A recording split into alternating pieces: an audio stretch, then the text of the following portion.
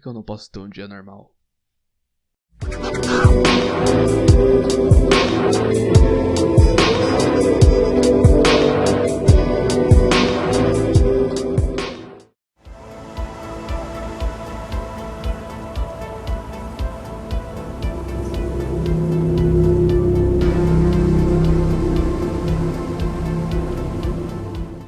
Bem, aqui estamos nós no final do nosso primeiro Cyber Terror. Eu espero que vocês tenham gostado até agora. E vocês devem estar se perguntando, como é que Caça-Fantasmas Afterlife chegou a existir, sendo que o 2 foi considerado um fracasso e um dos atores morreu? Caso vocês acreditem ou não, planos para um Caça-Fantasmas 3 estava rolando há muito tempo. Um dos scripts criados pelo Dan se chamava Caça-Fantasmas Hellbent. No roteiro, os caça-fantasmas são transportados para uma versão de um universo paralelo de Manhattan, chamada Manhattan, onde as pessoas e os lugares são versões infernais da Terra, e no final eles até lutariam contra o próprio diabo. No fim, apenas partes dessa ideia foram usadas no jogo dos caça-fantasmas, onde ambos os mundos, espiritual e real, estão colidindo. Outro easter egg bem legal, agora de Caça-Fantasmas 2, é que Vigo está presente no corpo de bombeiros e você pode até interagir com ele. Spirits call. The day of reckoning has begun. May an army of demons devour you. Mas anos depois e, claro, diversas negociações, Afterlife surgiu em novembro de 2021, ignorando totalmente nada. Ele é uma continuação direta de Caça-Fantasmas 2. Não teve nada no caminho. E como é que ficou o resultado disso? É o que veremos agora.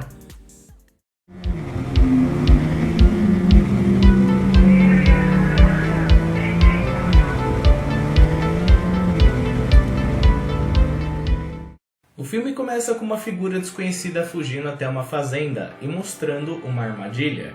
Mas, ao tentar ativar, ela falha. Vendo que não há escapatória, ele esconde a armadilha e se prepara para seu fim, mas não antes de levar o fantasma junto com ele, deixando apenas o detector de fantasmas que se ativa por alguns segundos antes de vermos a tela de título. Cortamos então para uma pequena família com Carrie, a mãe, e seus filhos Trevor e Phoebe, que está consertando a luz da casa. E ao saber que serão expulsos por não pagar as contas, Carrie decide ir até a casa de seu falecido pai, na pequena cidade de Somerville, para ver se ele deixou algo de valor. Depois de uma longa viagem, as crianças reparam que seu avô era meio estranho. Olhei, e eis que houve um grande tremor de terra, e o sol tornou-se negro como crina, os mares ferveram, a lua tornou-se como sangue, e os céus caíram. Apocalipse 6:12. E também que constantes tremores acontecem nessa cidade. E claro, uma figura familiar aparece. Sou a Janine Melnick. Eu e seu pai nós éramos amigos. Ele mal tinha dinheiro para pagar a luz. Então ele não deixou nada? Ele tinha algumas dívidas. Tá falando que isso aqui não vale nada? Resumindo, é bem por aí. À noite eles fazem uma parada para comer, onde Trevor fica interessado em uma garota chamada Lucky e decide se candidatar para trabalhar lá. E quando eles voltam para casa, ele repara que eles têm alguma coisa na garagem.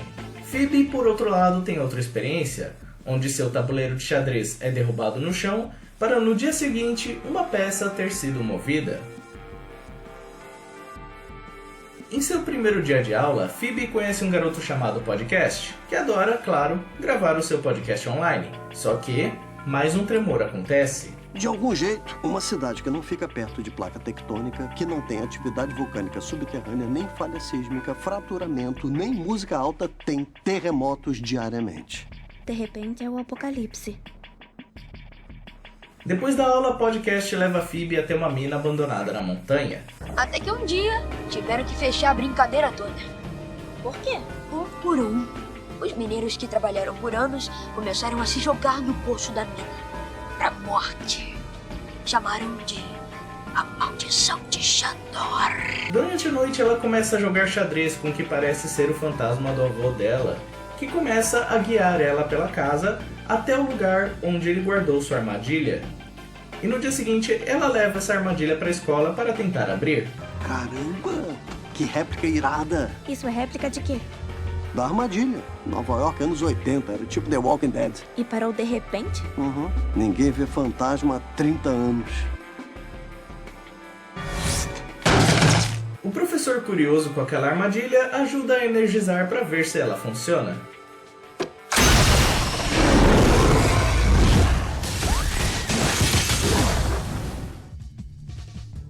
E podcast, ao visitar a casa da Phoebe com o professor, descobre um pouco mais sobre o fantasma que soltaram. Os sumérios acreditavam em uma terra de mortos. As almas dos mortos são governadas por um deus poderoso, Gozer. Para Gozer se levantar e caminhar no plano humano de novo, o porteiro e o guardião devem assumir a forma de bestas. O que a gente soltou? Enquanto isso, Trevor vai visitar a montanha com a Lucky e os amigos dela. Só que eles reparam em algo diferente. Sai daí!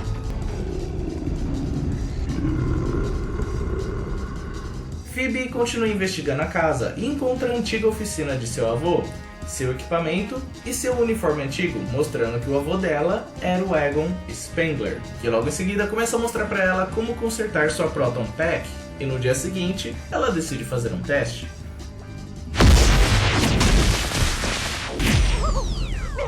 Ai, amado. Eu acertei? Você não acertou. Você destroçou. O negócio nem existe mais.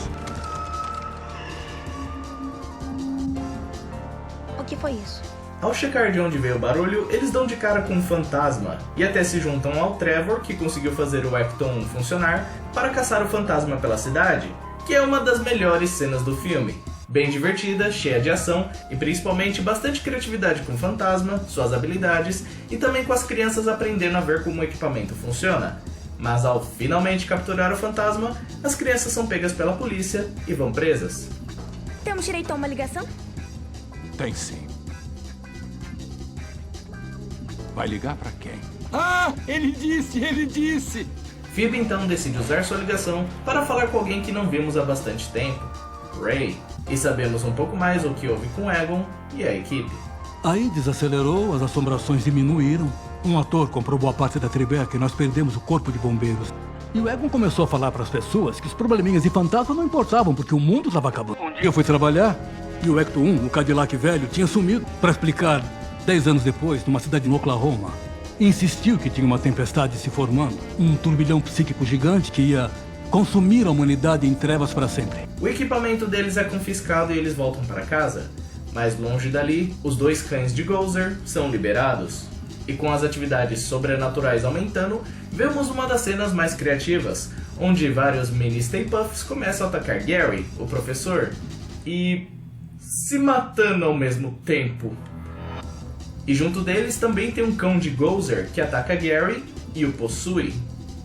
Na manhã seguinte também descobrimos mais sobre a pessoa por trás dos incidentes do primeiro filme. O nome Ivo Shandor lembra alguma coisa? Em Nova York ele construiu um prédio com a estrutura toda feita de selênio, minerado aqui. E foi naquele mesmo prédio que nosso avô lutou para impedir a horda de fantasmas de entrar na nossa dimensão. O que tá acontecendo aqui? Só consigo pensar em um jeito de descobrir. Dentro da mina eles acham um tipo de calendário que bate com vários desastres que aconteceram. E até o corpo do Shandor. Mas no fundo da mina, algo pior se esconde.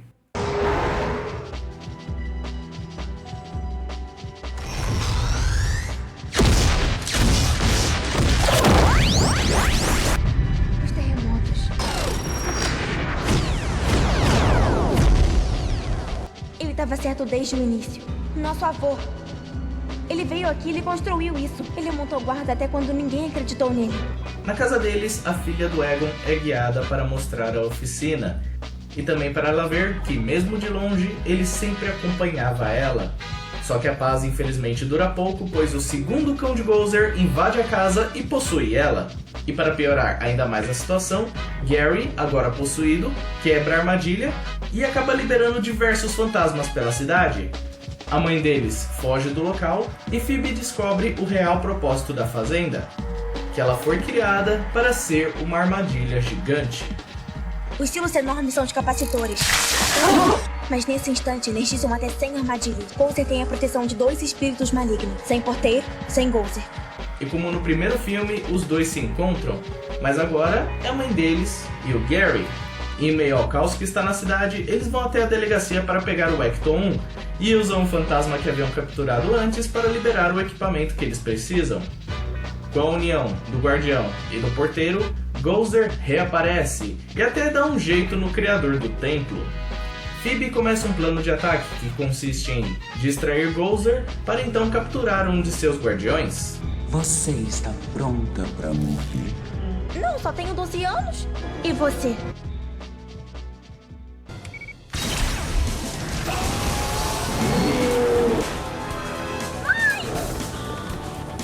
Com um dos cães capturado, eles começam uma perseguição pela cidade, atraindo Gozer até a grande armadilha. Só que ao tentar ativar ela falha novamente. E Gozer, infelizmente, quebra a armadilha, voltando à sua forma final.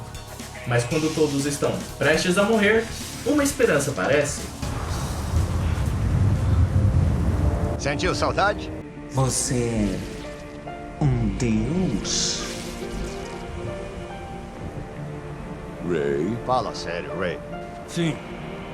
Nós todos somos deuses. Só que por infelizmente serem apenas 3 raios se cruzando, não tem poder o suficiente e Gozer até consegue contra-atacar.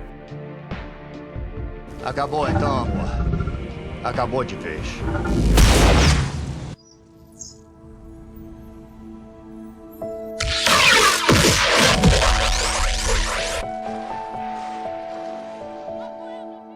Phoebe está sozinha nessa luta e infelizmente mal está conseguindo aguentar a carga.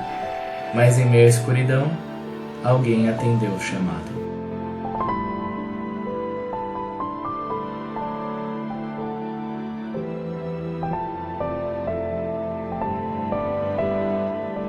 Agora com os 4 caça-fantasmas atacando, Trevor usa sua Proton Pack para atirar nos capacitores e assim ativar todas as armadilhas, destruindo Gozer e capturando vários fantasmas ao mesmo tempo.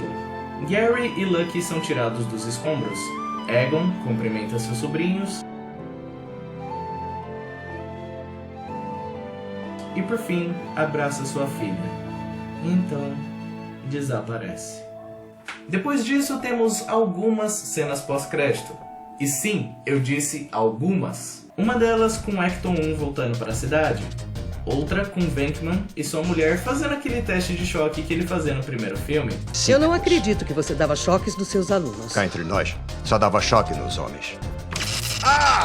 E outra cena extraordinária que temos é uma que foi retirada do primeiro filme, onde Janine entrega um anel para Egon antes da luta na torre contra Stay Puft. E com isso seguimos para Janine e Winston falando sobre o futuro, onde indica que Winston pegou o antigo posto de bobeiros de volta e trouxe o Ecto 1, o que pode indicar um retorno ou até ensinar uma nova geração de caçadores, e que talvez não irá demorar para novos problemas surgirem.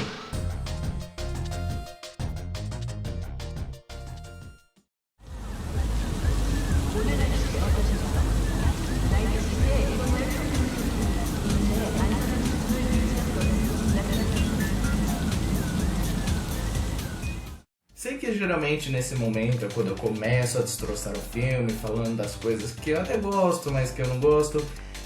Mas nesse caso será totalmente diferente, porque pra mim esse filme é perfeito. Temos um grupo totalmente novo, porém eles são bem interessantes, divertidos de se ver. E olha só, tivemos uma incrível protagonista feminina. É quase como se para ter uma protagonista feminina boa, você tem que escrever uma protagonista feminina boa com qualidades e defeitos, ao invés de uma casca vazia, de força bruta, sem defeito algum. Temos também novos fantasmas, novos equipamentos, e por mais que seja um vilão antigo de volta, ele expande ainda mais sua origem e até está mais assustador do que antes. E claro, como não citar a homenagem ao nosso querido Harold Ramis. Com a sua morte em 2014, ele poderia ter sido facilmente trazido de volta com outro ator, talvez apenas falarem dele ou até deturpar a imagem dele apenas para marketing, mas não. Ele foi representado trazendo auxílio, esperança e até uma grande conexão com os filmes anteriores, e principalmente de uma forma bem respeitável. Claro, o estúdio poderia ter usado áudios antigos, como fizeram em Star Wars, porém eles escolheram deixar ele em silêncio, pois só a presença dele já tem um impacto emocional que deveria ter. Eu não vou mentir, eu chorei bastante quando eu vi essa cena. Eu não sabia que iriam trazer ele de volta, tipo, fisicamente. Eu achava que só seria uma coisinha aqui e ali, então a primeira vez me pegou bastante de surpresa. E aí eu chorei. Na primeira, na segunda, na terceira. Acho que esse filme não é só uma bela homenagem para os fãs de Caça-Fantasmas em si, mas também uma bela despedida a um grande ator que, junto de uma grande equipe, marcou uma geração inteira.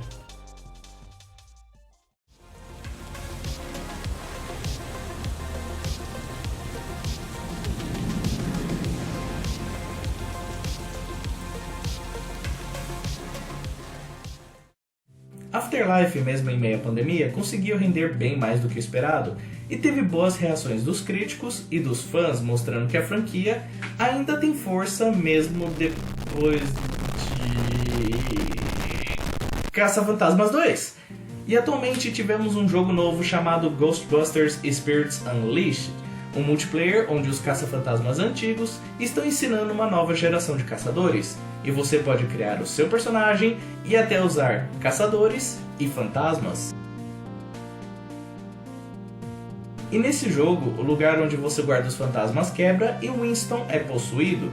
Se isso é uma indicação do que pode ser o próximo filme ou não, só podemos esperar. Pois, adivinha só, uma sequência foi confirmada? E onde vocês acham que eu vou colocar esse filme na lista?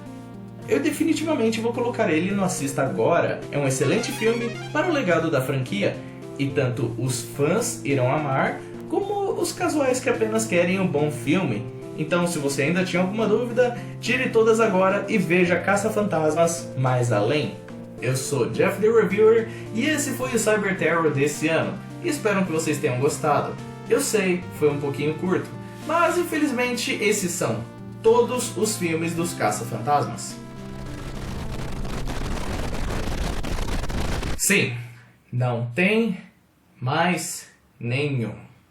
Enquanto isso...